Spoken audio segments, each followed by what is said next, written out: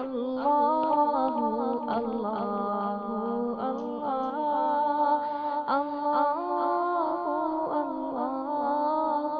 اللہ الحمد للہ نحمده ونستعینه ونستغفره ونؤمن به ونتوکل علیہ ونعوذ باللہ من شرور انفسنا ومن سیئات اعمالنا من يهده اللہ فلا مضل له ومن يضلله فلا هادی له ونشهد ان لا الہ الا اللہ وحدہ لا شریک له ونشهد ان سیدنا ومولانا محمدا عبدہ ورسولہ اما بعد۔ میرے ایمانی بھائیوں، بعض لوگوں نے آج کل اپنا میدان صحابہ کرام پر تنقید کو بنایا ہوا ہے۔ صحابہ کرام پر کیچڑ اچھالنا، ان پر تنقید کرنا، ان کو برا بھلا کہنا گویا ان کی خوراک ہے۔ جب تک کہ وہ صحابہ کرام کو برا بھلا نہیں کہتے، ان کو اپنی تنقید کا نشانہ نہیں بناتے، اس وقت تک ان کا پیٹ نہیں بھرتا، اور اگر پیٹ بھر جاتا ہے تو ان کا کھانا ہضم نہیں ہوتا۔ اس لیے وہ موقع بموقع صحابہ کرام پر کیچڑ اچھالتے رہتے ہیں اور ان کو تنقید کا نشانہ بناتے رہتے ہیں۔ یاد رکھنا چاہیے کہ صحابہ پر تنقید کرنے والا چاہے فی نفسہ ہی کتنا بھی بڑا عالم ہو، چاہے وہ اپنے زمانے کا محدث، مفسر اور بہت بڑا علامہ ہو، صحابہ کے برابر تو کجا صحابہ کے پاسنگ بھی نہیں ہو سکتا، صحابہ کے جوتوں کی دھول کے برابر بھی نہیں ہو سکتا۔ اور جب وہ صحابہ کے برابر نہیں ہو سکتا، صحابہ کے جوتوں کی دھول کے برابر بھی نہیں ہو سکتا، تو اس نے صحابہ کے اوپر جو کیچڑ اچھالا ہے وہ کیچڑ واپس آ کر اس کے منہ پر ہی لگے گا۔ صحابہ کرام براہ راست رسول اللہ صلی اللہ علیہ وسلم سے دین حاصل کرنے والے ہیں۔ صحابہ دین کے سب سے پہلے راوی ہیں، تو کیا ایسی صورت میں صحابہ پر تنقید کرنا درست ہو سکتا ہے؟ صحابہ پر تنقید کرنا مفاسد سے خالی ہو سکتا ہے؟ یاد رکھنا چاہیے کہ صحابہ پر تنقید کرنے میں بے شمار مفاسد ہیں۔ چند میں آپ حضرات کے سامنے ان میں سے بیان کر دیتا ہوں۔ نمبر 1، لوگ جو تنقید صحابہ کے اوپر کرتے ہیں اس تنقید کے معنی کیا ہیں؟ تنقید کے معنی ہیں جانچنا، پرکھنا اور کھرا کھوٹا معلوم کرنا۔ اردو محاورے میں یہ لفظ نکتہ چینی، خبر گیری اور اظہار نقص کے معنی میں مستعمل ہوتا ہے، یعنی کہ جانچنے پرکھنے کے بعد جب کوئی چیز عیب دار ثابت ہو جائے تو اس کے کمزور پہلوؤں کے اظہار کا نام تنقید ہے۔ لہذا اگر ہم یہ کہیں کہ فلاں نے فلاں کے اوپر تنقید کی ہے تو اس کا صاف مطلب یہ ہوتا ہے کہ فلاں نے فلاں کے کمزور پہلوؤں کو بیان کیا ہے، اس نے اس کے اوپر نکتہ چینی کی ہے، اس کے عیوب و نقائص کو بیان کیا ہے۔ تو صحابہ کے اوپر تنقید کا واضح مطلب ہوگا صحابہ کے عیوب اور ان کے نقائص کو بیان کرنا، صحابہ کے اوپر نکتہ چینی کرنا، صحابہ کے کمزور پہلوؤں کو واضح کرنا، بیان کرنا۔ کیا یہ باتیں جائز ہو سکتی ہیں؟ ہرگز جائز نہیں ہو سکتی۔ نمبر 2، جس چیز یا جس شخصیت کو تنقید کا محل سمجھا جائے تو اس کے متعلق سب سے پہلے یہ تصور قائم ہوتا ہے کہ تنقید سے پہلے یہ چیز قابل اعتماد نہیں تھی بلکہ جانچ پرکھ کی محتاج تھی، کیونکہ جو چیز 100% لائق اعتماد ہو تو اس کو تو جانچنے پرکھنے کی ضرورت نہیں ہوتی۔ دنیا میں آپ کوئی شخص ایسا نہیں دیکھیں گے جو قابل اعتماد چیزوں کی جانچ پڑتال کرتا ہو۔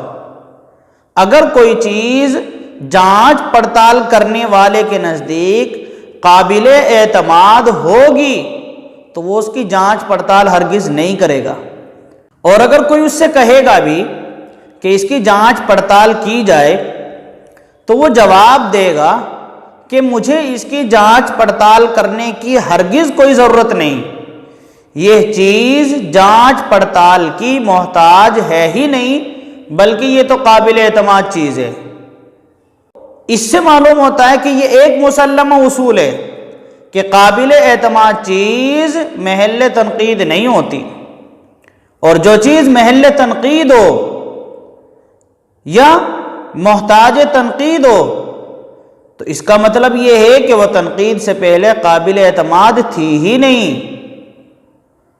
اب سمجھیں آپ کہ صحابہ پر تنقید کے معنی یہ ہیں کہ صحابہ تنقید سے پہلے قابل اعتماد نہیں تھے، حالانکہ نصوص قرآنیہ اور نصوص حدیثیہ سے جہاں ان کا قابل اعتماد ہونا معلوم ہوتا ہے وہیں یہ بات بھی معلوم ہوتی ہے کہ امت کو ان کے طریقے کو مضبوطی کے ساتھ تھامنے کا حکم دیا گیا ہے۔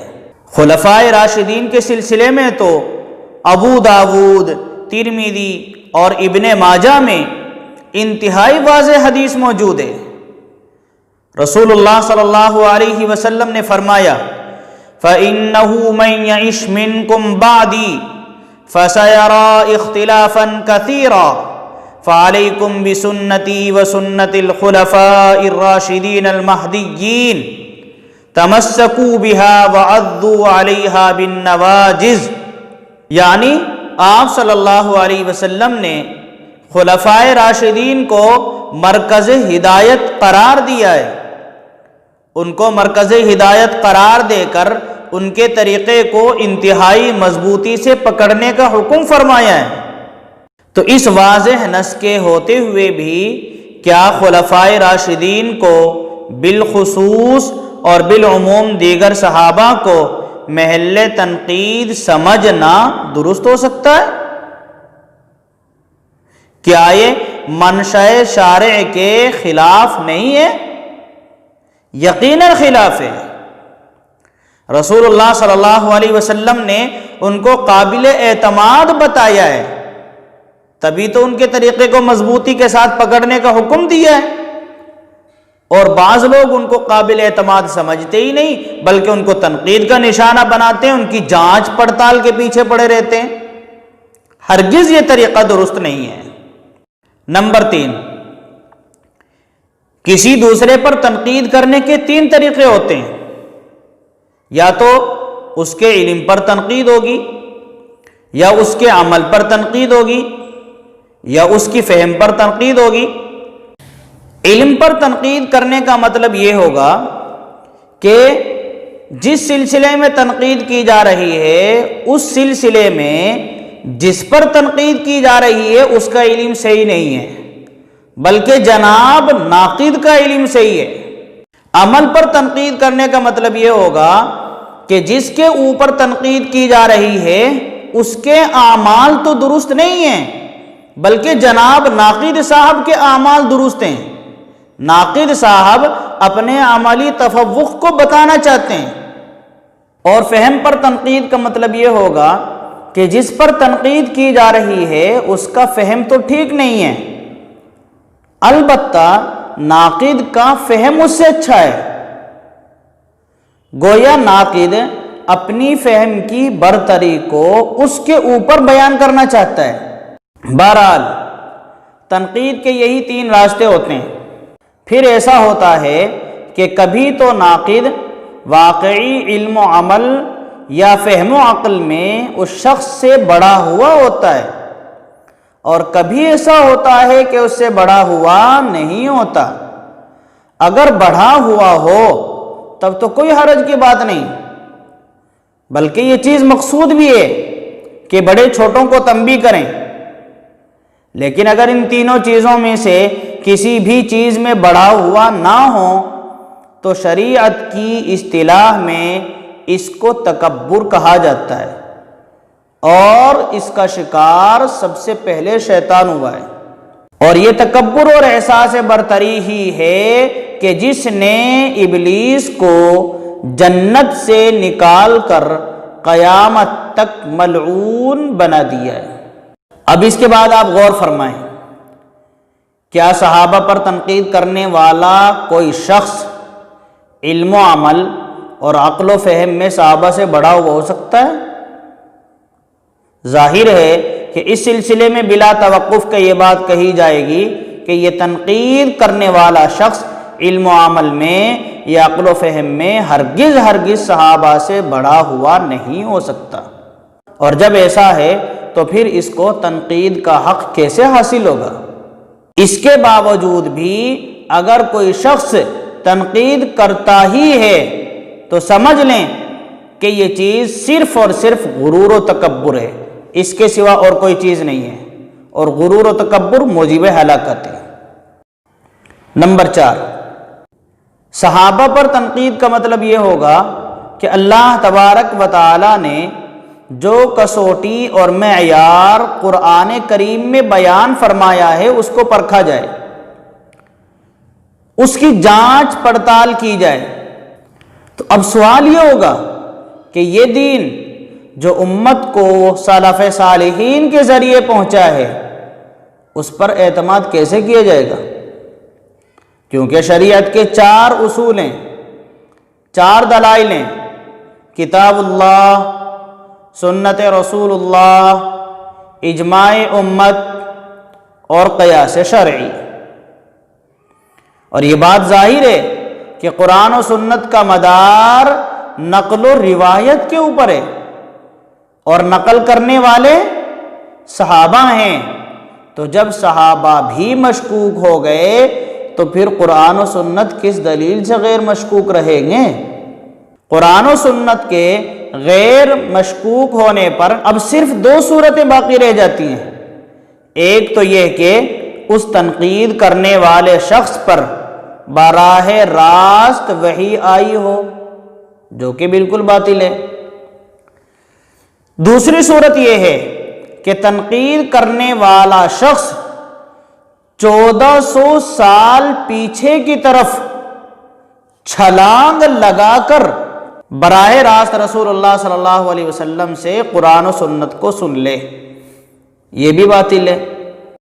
اور جہاں تک بات ہے اجماع اور قیاس کی، تو جب صحابہ جیسی عظیم ترین مقدس شخصیات تنقید سے محفوظ نہیں ہیں، وہ مشکوک ہیں،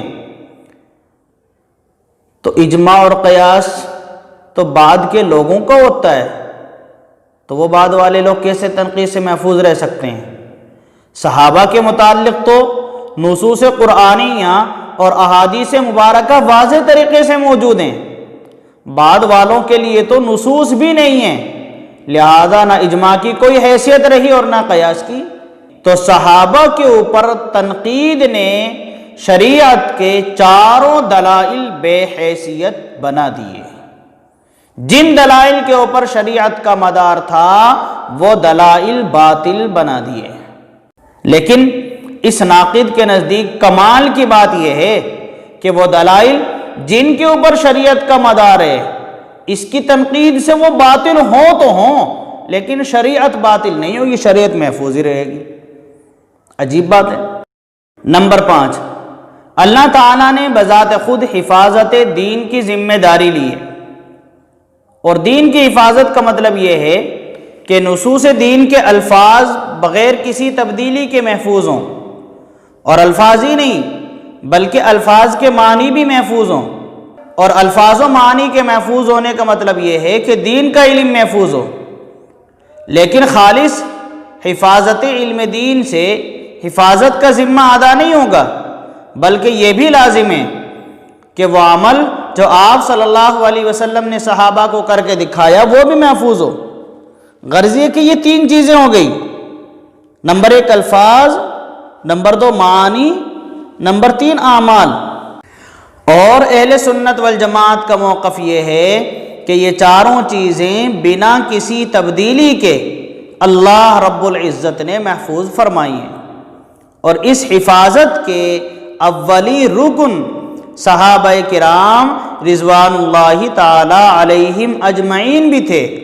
لہذا اگر صحابہ کو درمیان سے نکال دیا جائے اور یہ فرض کیا جائے کہ اس زمانے میں دین کے الفاظ یا ان کے معنی یا حضور صلی اللہ علیہ وسلم کا عمل صحیح طریقے سے محفوظ نہیں رہا تھا، یا یہ نظریہ کہ فلاں زمانے کے لوگوں پر مکمل اعتماد نہیں کیا جا سکتا، تو یہ عدم اعتماد تو پورے دین کی نفی کرنے کا ذریعہ ہوگا، اور پورے دین کی یہ نفی صحابہ پر عدم اعتماد ہی سے وجود میں آئے گی۔